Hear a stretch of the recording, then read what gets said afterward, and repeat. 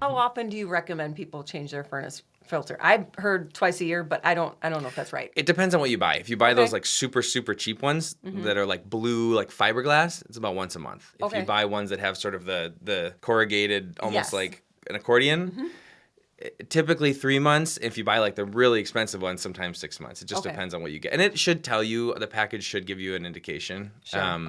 Furnace filters, without getting too technical, they have what's called a MERV rating, MERV, which is basically a balance of how well they filter versus how well they, so the higher the MERV value, the more filtration. But you'd think like, oh great, I want like a 13, which is really high. If you think about it, if you have like cats and you're like, yeah, I want to protect my furnace, that's great, but you're also potentially limiting airflow and you're pushing the fan a little harder.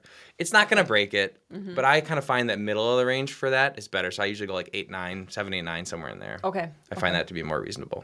People can do what they prefer. So the truth comes out now about my furnace filter, though. I'm only changing mine twice a year. I mean, if you're getting good ones, that's probably fine. That's probably fine.